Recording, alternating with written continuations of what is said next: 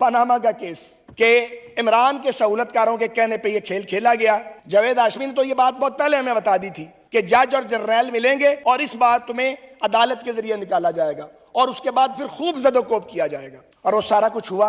हम जब जेलों से आते थे तो चीखे नहीं मारते थे, अदालतों में हमारे साथ नाइंसाफी हो रही थी। हम जेलों में बंद थे, चीफ जस्टिस साहिबान जो थे उस दौर के, उन्हें हमारी शक्लें पसंद नहीं थी, उस दौर की एजेंसियों को हम ठीक नहीं लगते थे, उस वक्त की एस्टेब्लिशमेंट ने हमें जेल में डाला हुआ था और ये एक शैतानी इताअत था। इससे कम मैं इसे कुछ नहीं कह सकता। इस मुल्क में मकबूल सियासी क़यादत को या मार्शल लॉ के जरिए टारगेट किया जाता है या अदालती जबर और नजरिया ज़रूरत के तहत टारगेट किया जाता है। जनाब स्पीकर, आज इस वक्त ईवान में मुझसे पहले जनाब लॉ मिनिस्टर ने और असाद महमूद साहब ने बड़ी मुदल्लिल गुफ्तगू की है आज के फैसले के हवाले से। बदकिस्मती से पाकिस्तान की अदालती तारीख हादसात, नाइंसाफ़ियों और नाहमवारियों से भरी पड़ी है।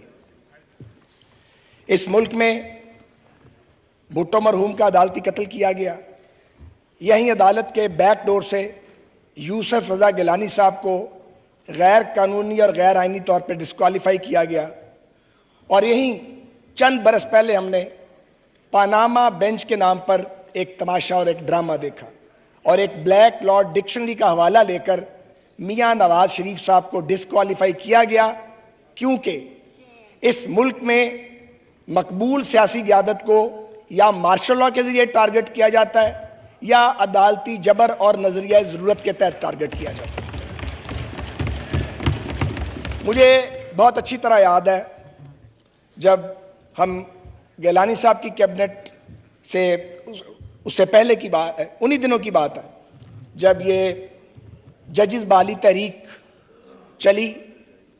आप पीपल्स पार्टी के दोस्त हमें कहते रह गए कि थोड़ा इंतज़ार करो, लेकिन हम अदलिया की गैर जानिबदारी और आज़ादी के रोमांस में या रुमान में बहुत आगे निकल गए।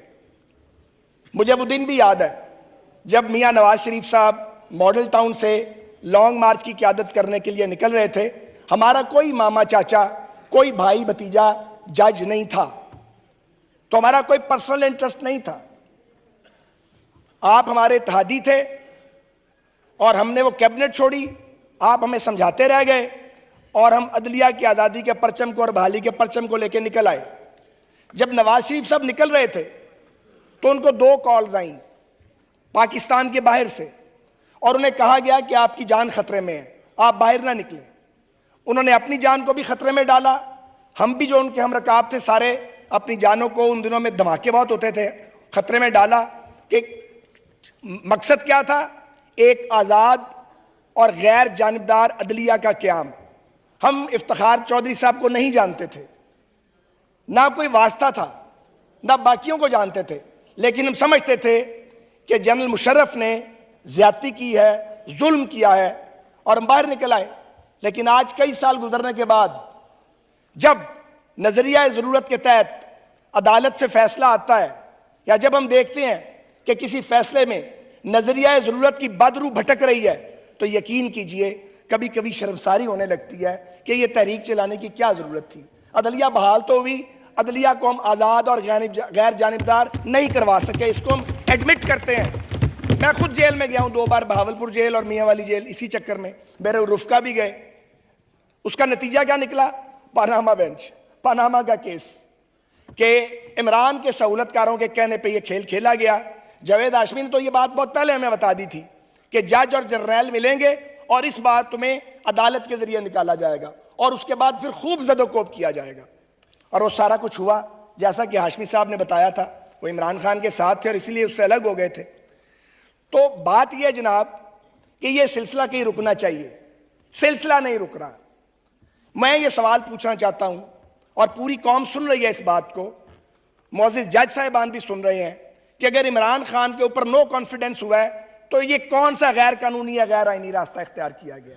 हमने धरना तो नहीं दिया, हमने इस्लामाबाद का घेराव तो नहीं किया, हम उस साइड पे बैठे थे, उधर से उठा के हमें जेलों में डाल दिया।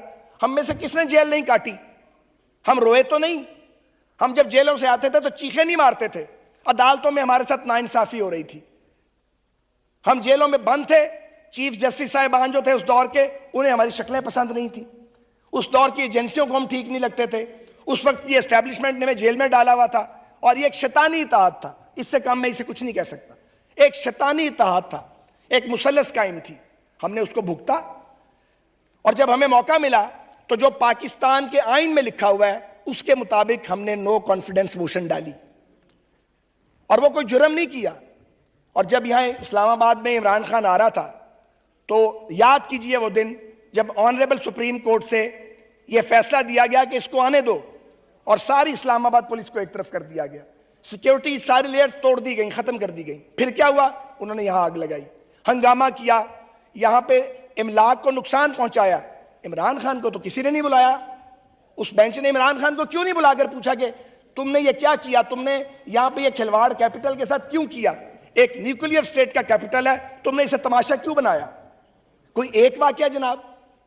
और आज जो फैसला आया है, इस खराबी की बुनियाद मैं बिला खौफे तरदीद ये कहना चाहता हूं, इसकी बुनियाद वो गैर मुनसिफाना, गैर कानूनी और गैर आईनी फैसला है जो पंजाब असेंबली के 25 अरकान को डिस्क्वालीफाई किया गया। वो इस खराबी की बुनियाद है कि तुम्हारे वोट भी नहीं गिने जाएंगे और तुम्हें डिस्क्वालीफाई भी किया जाएगा। गोया जुर्म नहीं किया, मगर तुम्हें डिस्क्वालीफाई कर दिया गया।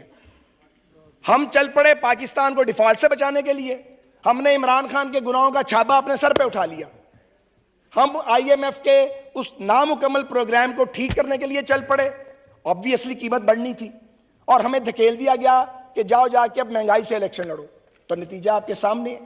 और जब रिव्यू डाला गया, सवाल यह है कि उस रिव्यू को सुना क्यों नहीं गया? आपने रिव्यू को बैक बर्नर में क्यों डाला? यह किस तरह का इंसाफ है? यह आपकी मर्जी का इंसाफ है भाई। जब दिल करे इंसाफ दे देंगे, जब दिल करे तो इंसाफ नहीं देंगे। पाकिस्तान 22 करोड़ गूंगों, बहरों और अंधों का मुल्क तो नहीं है ना जी।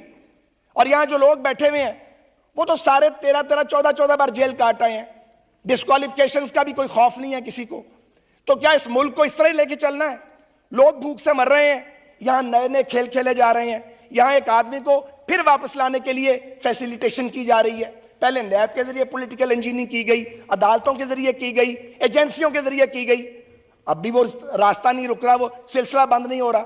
तो ये सिलसिला हमें कबूल नहीं है, और हम इसमें खामोश नहीं रहेंगे। मैं बड़े एहतराम से कहना चाहता हूं कि यह गलतफहमी दूर कर दी जाए कि कोई सियासी कारकुन, कोई सियासी जमात इस नाइंसाफी पर चुप रहेगी। हम चुप नहीं रहेंगे, हम बात करेंगे, हम सवाल पूछेंगे।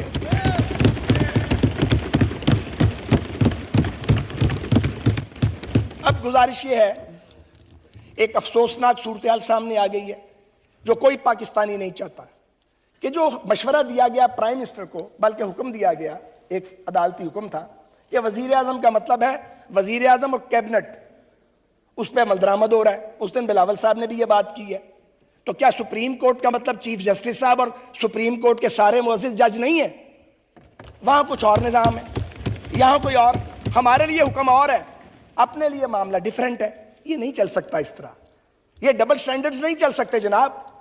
एक ही मायार कायम किया जाएगा।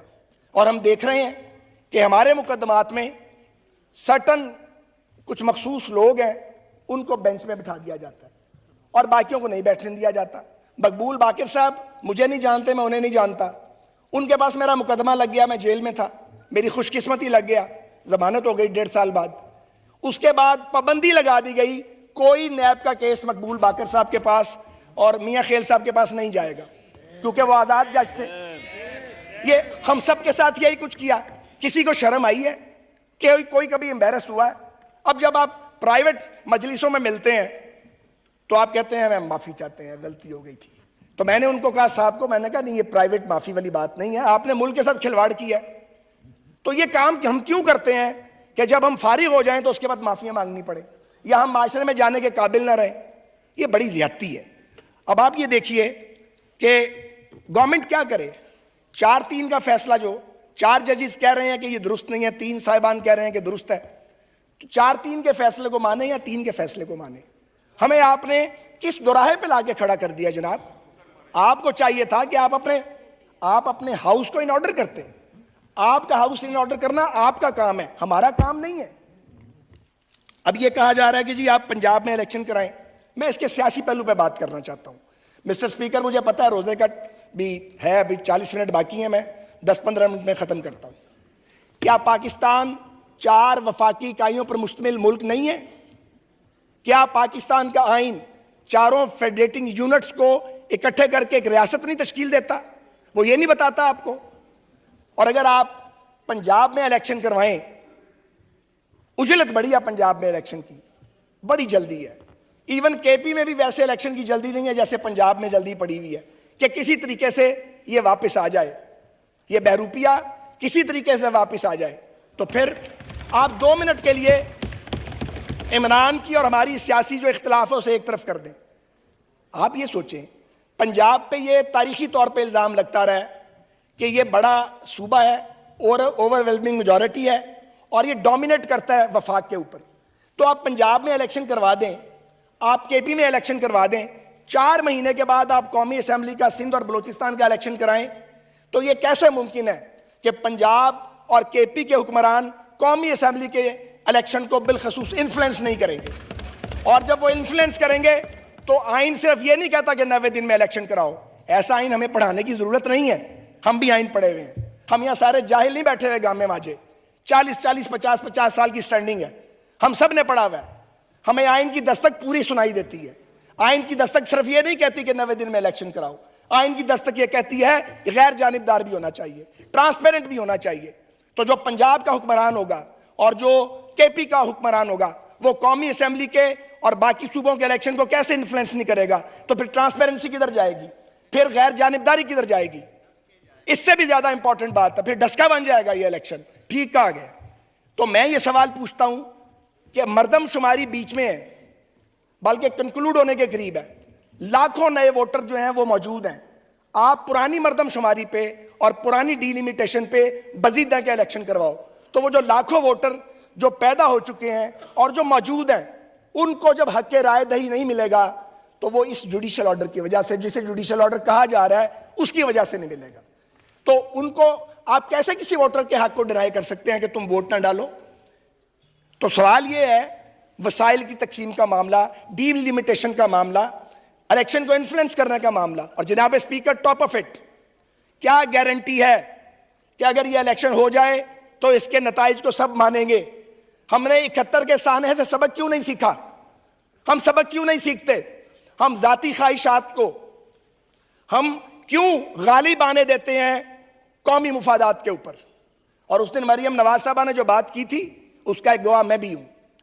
हमें कहा गया था, हमें इन्फ्लुएंस किया जा रहा था कि आप जो सुप्रीम कोर्ट के जज साहिबान हैं उनकी रिटायरमेंट की उम्र जो है वो अब 68 पे लेके जाएं। मुझे भी राब्ता किया गया था। तो मरियम नवाज साहबा ठीक कह रही थी। मैं इससे आगे नहीं जाऊंगा बात, लेकिन ना सहूलतकारी खत्म होने में आ रही है, ना ख्वाहिशात खत्म होने में आ रही हैं। तो ये जो एक्सटेंशन का अजाब है, ये लगता है कि अब कहीं और भी जा रहा है। ये नहीं जाना चाहिए।